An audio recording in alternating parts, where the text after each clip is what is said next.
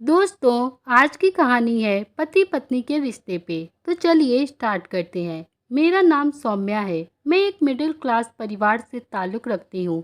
मेरी शादी एक अभिषेक नाम के लड़के से हुई थी। हमारी शादी अरेंज मैरिज थी। अभिषेक एक हाई क्लास फैमिली से था। शादी के बाद हम बहुत खुश रहते थे साथ में, मगर पिछले 2 सालों से हम बहुत परेशान रहते थे।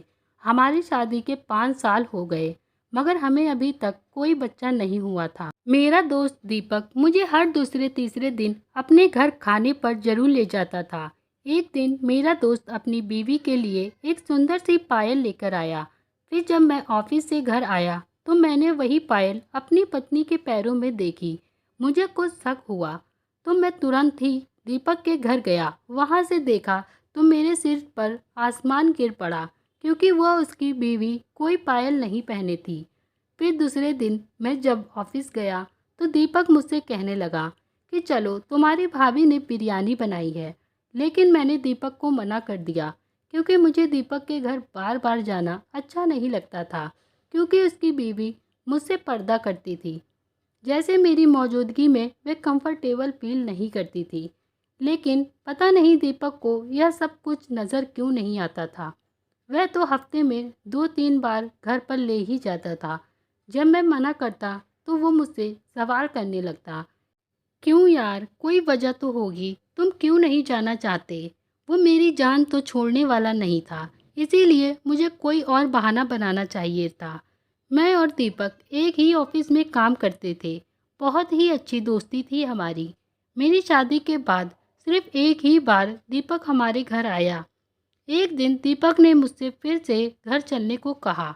मैंने दीपक से कहा, मुझे पापा को हॉस्पिटल लेकर जाना है, तुम्हारे साथ नहीं आ सकता। मेरी बात सुनकर दीपक मुझसे सहमत हो गया था। वो कहने लगा, हाँ यार, यह बात मैं तुम्हारी मानता हूँ। यह काम तुम्हारे लिए बहुत ज़्यादा ज़रूरी है। चलो कोई बात नहीं, तुम अंकल को लेकर हॉस्पिटल जाओ।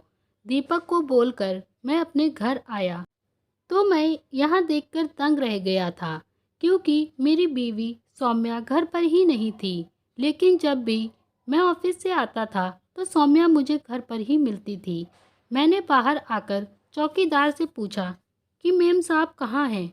उसने मुझसे कहा, आज आने में थोड़ा लेट हो गई, ऐसे तो आपके आने से पहले ही आ जाती हैं। मैं चौकीदार की बातें सुनकर हक्का बक्का रह गया था। इसका मतलब सौम्या मेरे ऑफिस जाने के बाद कहीं जाती है, लेकिन कहाँ, यह बात समझ नहीं पा रहा था। मैंने चौकीदार से पूछा कि मेम साहब कहाँ जाती हैं। तो चौकीदार बोला, हम तो नौकर हैं साहब, हमें क्या पता आप लोग कहाँ जाते हैं, कहाँ से आते हैं। जब मेम साहब आ जाएं तो खुद आप उनसे ही पूछ लेना। मैंने हाँ में सर हिला दिया और अपने कमरे में आ गया। लेकिन मेरा दिमाग बहुत ज़्यादा थक चुका था। दिमाग में तरह तरह के सवाल आ रहे थे कि सौम्या कहाँ जाती है।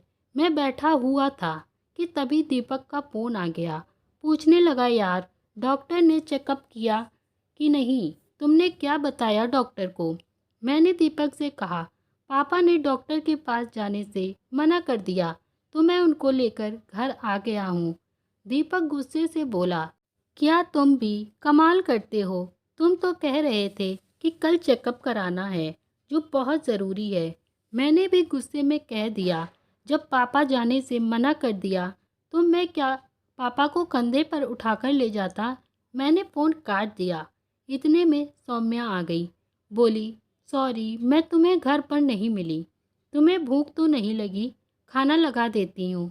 मैंने सौम्या से बोला, तुम कहाँ गई थी। तो वो कहने लगी, पड़ोसन के घर गई थी। जैसे सौम्या मुझसे नज़रें छुपा रही थी। मुझे अच्छा नहीं लग रहा था। खाना खाने बैठे तभी सौम्या ने मुझसे पूछा, अभिषेक पापा को हॉस्पिटल लेकर जाने वाले थे ना, तो क्या हुआ, डॉक्टर ने क्या कहा। सौम्या की यह बात सुनकर मैं हैरान हो गया, क्योंकि मैंने ये बात सिर्फ दीपक को ही बताई थी। पापा को हॉस्पिटल जाने का कोई भी इरादा नहीं था मेरा, और ना ही कोई डेट फिक्स थी। ऑफिस में बैठे बैठे बना ली थी। फिर यह बात सौम्या को कैसे पता चली। मैंने कहा कि तुम्हें कैसे पता कि मैं पापा को हॉस्पिटल लेकर जाने वाला हूँ। मैं इस बारे में पहले कुछ भी नहीं बताया था। मेरी बात सुनकर सौम्या हड़बड़ा गई। फिर उसने कहा, मैंने ऑफिस फ़ोन किया था, वहाँ से पता चला कि आप पापा को लेकर डॉक्टर के पास गए हैं। मैंने सोचा कि आने में देर हो जाएगी, इसीलिए मैं अपनी पड़ोसन के पास चली गई थी।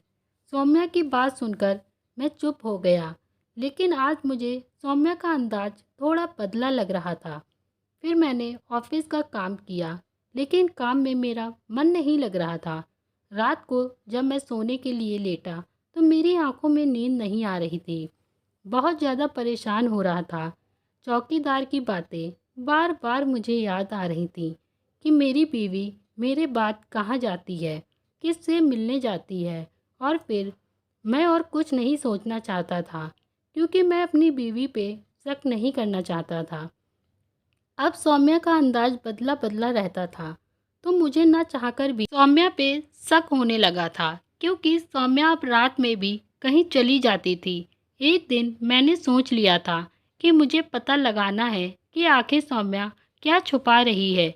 और फिर रात में मैंने सोने का नाटक किया, और जैसे ही सौम्या रात को घर से बाहर गई, मैं भी उसके पीछे पीछे गया। मैंने देखा कि सौम्या दीपक के घर जा रही है। मेरे पैरों तले जमीन निकल गई कि मेरी बीवी मेरे दोस्त के घर इतनी रात में क्या करने जा रही है, वो भी अकेले, किसी को बिना बताए। क्या काम हो सकता है। मैं अपनी बीवी के पीछे चला गया और बीवी दीपक के कमरे में चली गई और कमरा अंदर से बंद था। तो मैंने खिड़की से झांक कर देखा तो मेरी आंखें फटी की फटी रह गईं। वहाँ तो मेरी बीवी मेरे दोस्त के साथ लेटी थी और दीपक उससे प्यार कर रहा था। यह देखकर मेरे होश उड़ गए कि सौम्या इतना गंदा काम कैसे कर सकती है। मैंने कमरा खोला तो सौम्या को 2 थप्पड़ मारे और दीपक को भी मैंने बहुत मारा। मैंने सौम्या पे बहुत गुस्सा किया और बहुत भला बुरा भी कहा, और सारा सच बताने को कहा कि उसने मुझे धोखा क्यों दिया। फिर उन दोनों ने मुझे सारा सच बताया कि दीपक और सौम्या की लव मैरिज हो चुकी थी, मगर सौम्या के घर वाले इस शादी को नहीं मानते थे। वो लव मैरिज के खिलाफ थे। शादी के बाद दीपक चला गया था पैसे कमाने के लिए। फिर सौम्या के घर वालों ने ज़बरदस्ती सौम्या की शादी तुमसे कर दी, और फिर सौम्या भी कभी मुझसे कांटेक्ट नहीं किया करती थी। मैं जब तुम्हारे घर पहली बार गया तभी मैंने वहाँ सौम्या को देखा, तो मैं हैरान रह गया। इसीलिए मैं तुम्हारे घर कभी दोबारा नहीं गया। और मेरे घर में जो मेरी बीवी बन के रहती, वो और कोई नहीं, सौम्या ही थी। इसीलिए वो तुमसे हमेशा पर्दा करती थी। हम दोनों एक दूसरे से बहुत प्यार करते थे। जब सौम्या ने मुझे तुम्हारे घर पहली बार देखा तो उसे हमारे प्यार की याद आ गई, और वो रोज़ रात मुझसे मिलने आती थी। सुबह होते ही चली जाती थी, और तुम्हारे ऑफिस जाने के बाद वो यहाँ ही रहती थी। सारा सच जानने के बाद मेरे पैरों तले जमीन निकल गई। फिर मैंने सौम्या को उसकी ज़िंदगी से आज़ाद कर दिया। उसकी शादी दीपक से फिर से करा दी और उसको सौंप दिया। आज की कहानी यहीं पे ख़त्म करते हैं। अगर आपको पसंद आए तो लाइक शेयर सब्सक्राइब करें।